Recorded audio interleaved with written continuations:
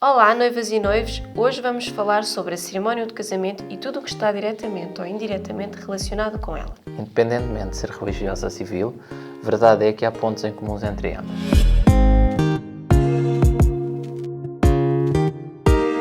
Não é que vocês não saibam o que acontece nas cerimónias, mas a realidade é que há várias questões a pensar para que tudo corra como previsto. A cerimónia é provavelmente o momento mais estressante para os noivos, principalmente para a noiva, que passou um ano inteiro a pensar em todos os pormenores e no grande dia, quem é o último a chegar? A noiva. Ou seja, tudo está dependente de todos, menos dela. Então, para que tudo corra como previsto, ficam aqui 10 dicas que vão facilitar a nossa vida, para além de vos ajudar, claro. É fundamental ter uma pessoa a quem possam delegar tarefas. Quer seja familiar ou amigo, o importante é que tenha uma relação próxima com ambas as partes e que tenha a capacidade de tomar decisões na hora de forma rápida e assertiva. Para que esta pessoa possa realmente ajudar-vos, é importante que durante o processo de organização do casamento ela vos acompanhe ou ao local da cerimónia civil ou ao local da cerimónia religiosa para falar com o padre ou com a pessoa responsável pela quinta ou pelo espaço, para perceber como é que as coisas vão acontecer e também para no dia poder tomar decisões. Importante ficar com contactos de telefone, com os nomes das pessoas, enfim, poder inteirar-se um pouco de como tudo vai acontecer. Quando o noivo ou a noiva chegam, por exemplo, à porta da igreja, nós gostamos sempre de fotografar ou de filmar a saída de dentro do carro. Imaginemos, primeiro chega o noivo, como é normal.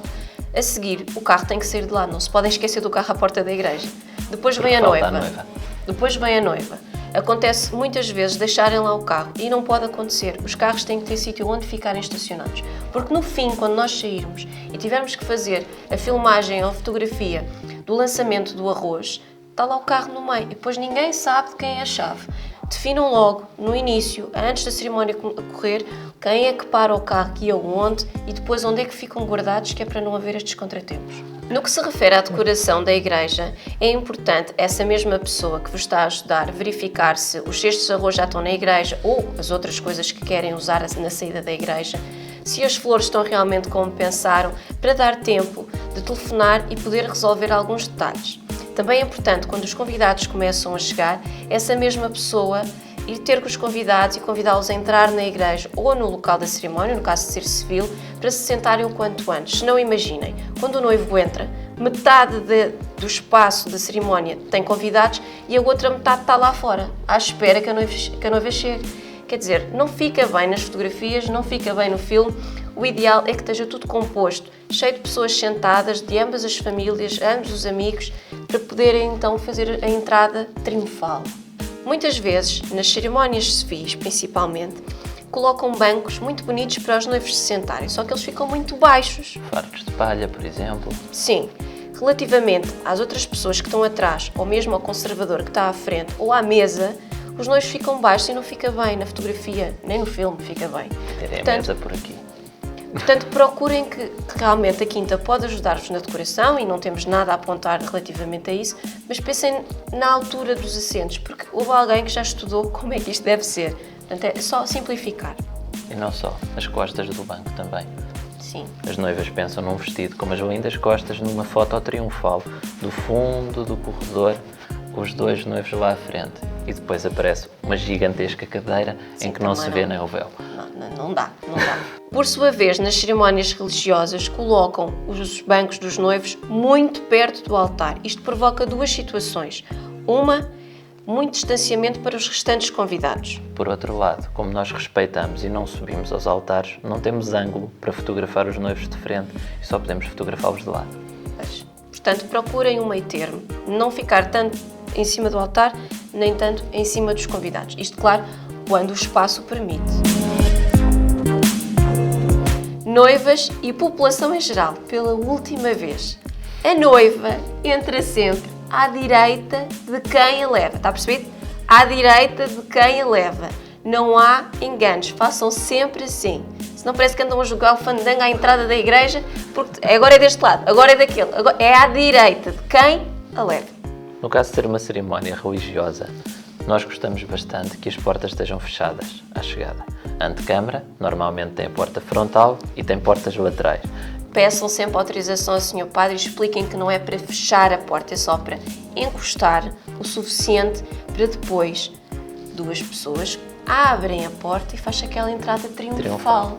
E assim garantimos que a noiva, as damas de honor, todos se alinham à porta impecáveis, sem que as 200 pessoas que estão dentro da igreja estejam a ver como é que estão a ser alinhadas, ou sem terem de se alinhar ao lado da igreja para depois fazer a curva de entrada. É importante que a pessoa que nós falámos já no início vos ajude a fazer esta entrada. Seja só a noiva e o pai, ou quem leva a noiva, ou também a todas as outras que entenderam que devem fazer parte desta entrada.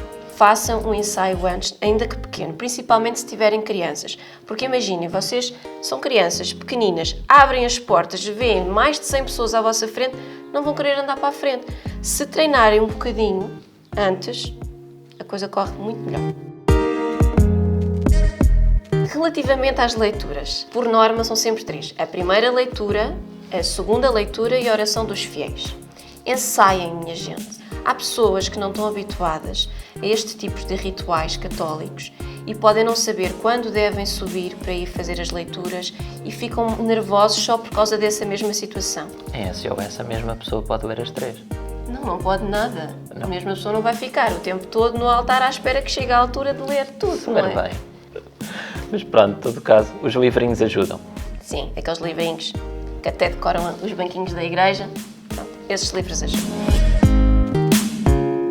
Quando vocês decidem ler os votos, quer seja nas cerimónias religiosas ou civis, porque hoje em dia dá para fazer nas duas, levam uma folha A4 que sacam do bolso ou da carteira de alguém, toda amarrotada, assim, uma desgraça completa. E aqui o fotógrafo começa a panicar. A registar Em pânico. Portanto, minha gente, por favor, pensem. Uma folha mais pequenina, tamanho A5, mais grossa, tipo cartolina. Às vezes até podem usar o vosso logo que usam nos convites, que usam nas lembranças, que usam nessas coisas todas, nesses pormenores.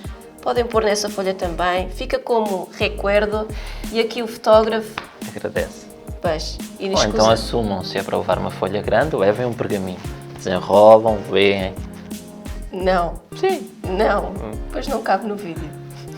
Fica aquele texto todo enorme. Não. Esqueçam. A5. Em relação às alianças, Ui. também há alguma coisa para falar. Há algumas. Já corremos atrás de alianças, debaixo de bancos. Já vimos pessoas a não conseguirem tirar as alianças dos arames. 3. Eram 3 de volta da almofadinha. É importante escolherem bem o suporte de como as alianças vão chegar até vós. Quer seja num simples pratinho, Uma salva. ou num grande buquê de flores, o importante é não se esquecerem como é que elas vão agarradas e quem é que as transporta. Se for um cão ou uma criancinha pequenina, não convém ser uma salva. Não, mas se for uma pessoa mais velha, não é? Óbvio que isso já é possível. Tem que fazer ali um compromisso entre como é que será o suporte e a idade que a pessoa tem. Parece ridículo, mas a realidade é essa. 2 nós cegos é sempre uma boa hipótese. Não, isso não, senão ficam 3 pessoas como da outra vez. Mas dá fotos. Não. Fiquem com a ideia. Este ponto é mais para as cerimónias religiosas. Em certas paróquias, os padres não dão indicação de, no fim de vocês fazerem os vossos votos, darem um beijo. Até porque alguns não deixam. Alguns não deixam. E então cria-se aquela situação meio constrangedora de dou, não dou, é agora, não é, o que é que eu faço? Pronto. Tentem ver com antecedência, alguns dias antes, quando falarem com o pároco, se podem ou não, se há essa situação, não precisam perguntar diretamente, mas tentar perceber mais ou menos como é que é o ritual e pode ser que consigam ali desvendar se há ou não um beijo. Se não houver, pensem sempre numa opção B, um beijo na testa da noiva. Fica sempre bem e não ofende ninguém.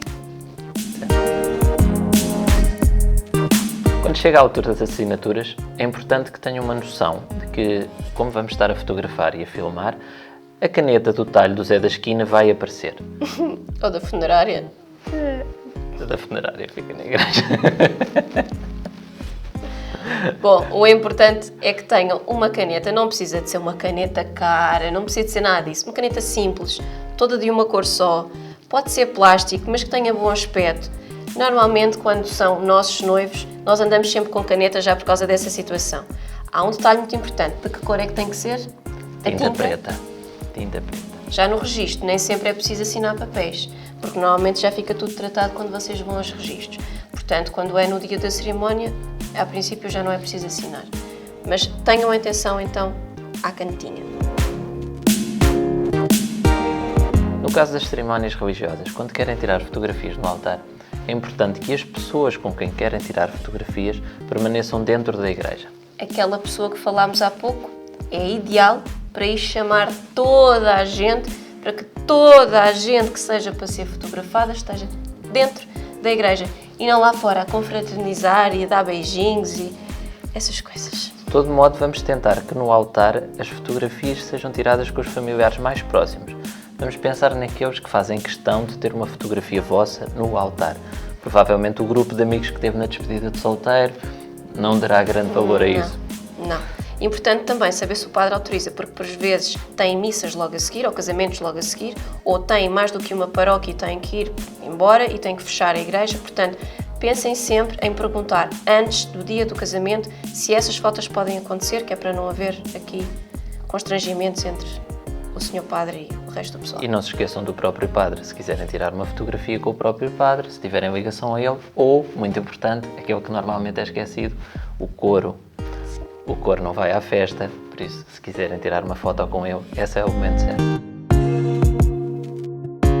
Ora, nesta altura, a pessoa que ajudou no início pode agora ser aqui uma ajuda preciosa no fim também da cerimónia. A mesma ou outra, vocês podem decidir delegar tarefas por várias pessoas.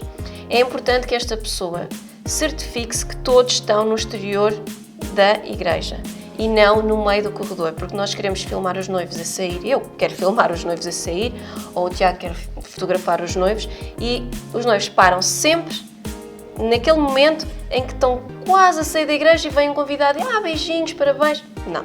Forma-se uma espécie de corredor da morte de tias que querem Sim. dar o primeiro beijinho antes da saída. É isso. Não. Tudo na rua ou tudo no fim do corredor, no caso de ser uma cerimónia civil. Garantir também que os convidados não se dispersam, é importante que essa pessoa faça, caso os noivos queiram fazer a foto de grupo, ou seja, aquela foto em que todos os convidados estão juntos em frente à igreja. Normalmente é mais nas cerimónias religiosas que isto acontece. E as pessoas, no fim do arroz e disso tudo, começam-se a dispersar. Vamos então tentar com que não se dispersem e fiquem ali, que é para ser um momento mais rápido. Já cheira a croquete. Já cheira a croquete. É importante também, um bocadinho antes deste momento, que a pessoa que vos esteve a ajudar neste processo todo garanta também que toda a gente tem arroz, ou as pétalas, ou os... Cascalho. Cascalho, não. Com tu e o cascalho, pá, fogo. Ou então as bolinhas de sabão. Bom, o que vocês decidirem, menos cascalho. É só. Todas estas situações que tivemos a falar não aconteceram todas num único casamento, senão coitados dos noivos, não é? Tem um ataque.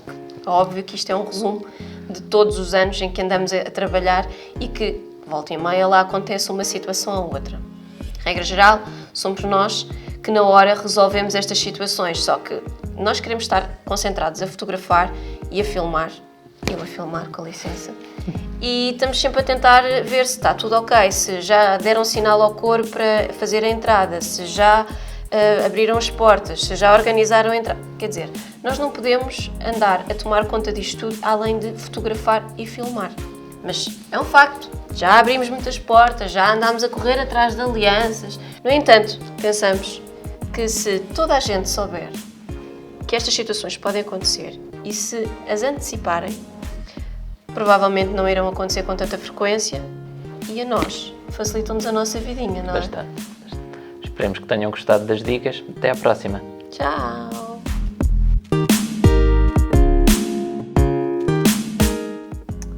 Vamos repetir. O quê? Acabou. Sopra. Ui. Vamos trocar isto. Vamos trocar isto. O que é que eu digo? Está aí uma boxezinha, que é deste tamanho. Vá. Dos noivos e a saída do carro. Onde para os carros e saídas do carro. É para avançar. Começas tu? Não. Outra, queres? Segue.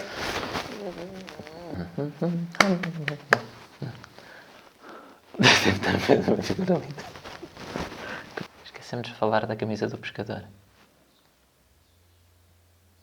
Camisa do pescador. Sim, há sempre alguém com uma camisa esquadrada. Pois é.